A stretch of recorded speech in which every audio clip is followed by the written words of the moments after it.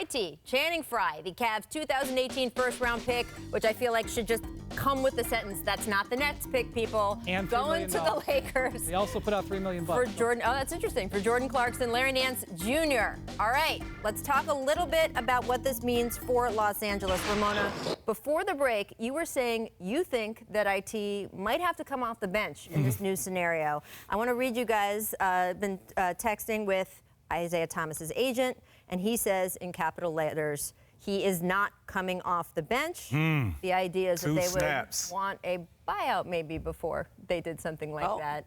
We would see. We'll see. We'll see. What do you make of that? Rachel Nichols reports. That will be an interesting situation. I mean, I didn't say that lightly, right? Yeah. You know, I didn't get that impression that that's where they were thinking. You know, if there was somebody going to the bench, I suppose it could be Kentavious Caldwell-Pope. But he has been the starter there at the shooting guard all year, and Josh Hart has been starting recently, and he's very much a part of the Lakers' future. Has had 3 straight double-doubles in that starting lineup.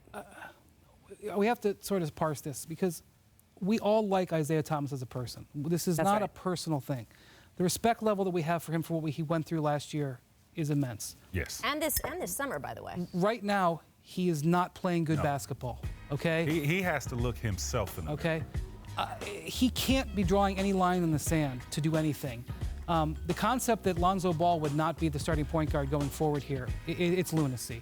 And I would recommend to him not to look for a buyout. I would recommend to him that his best chance of getting another contract is if the Lakers don't spend their 2018 cap money and they look to do a 1-year deal with him. That might be his best chance. Again, I want to clarify. He's not saying that he is looking for a buyout. He's saying that he does want to start there, and that if he wasn't starting, Aaron, his agent, is saying that might make him want to look for a buyout. What do you think, Tracy? Well, from a player's perspective, I mean, if you're Isaiah Thomas, you don't want to become a distraction to this team now because there's some bickering coming out of Cleveland, how you were doing too much talking and, you know, you didn't get along with all the players. You don't want to come here and then bring that, you know, on these players who I love watching the Lakers because they play extremely hard. Luke has gotten these guys to playing pretty good basketball.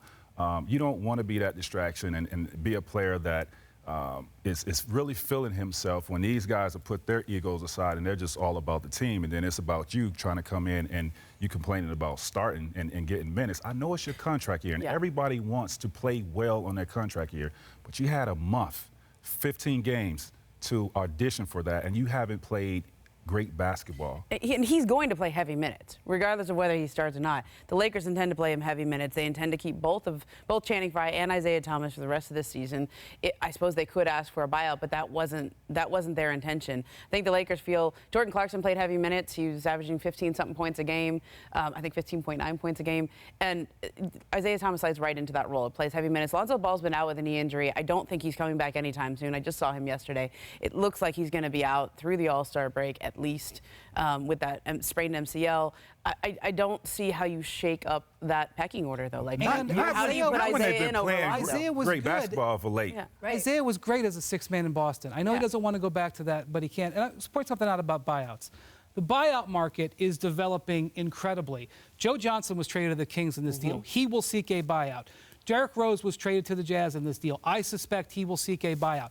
Let's see on Channing Frye. That's a possibility. The Golden State Warriors would have their eye on Channing Frye if he gets bought out. That would be incredible if that develops. Then we'll see what happens with Isaiah Thomas and other things will happen. The Cavs, by the way, after all these moves, are sitting there with 2 open roster spots, and they're down a big man. So they're taking a look out there. What happens if Brook Lopez, his situation, the Lakers have just traded for a center in Channing Frye. What if they elect to keep one and not the other? Brook Lopez could get bought out and potentially have a role in Cleveland. The buyout market is blossoming with these early trades as well.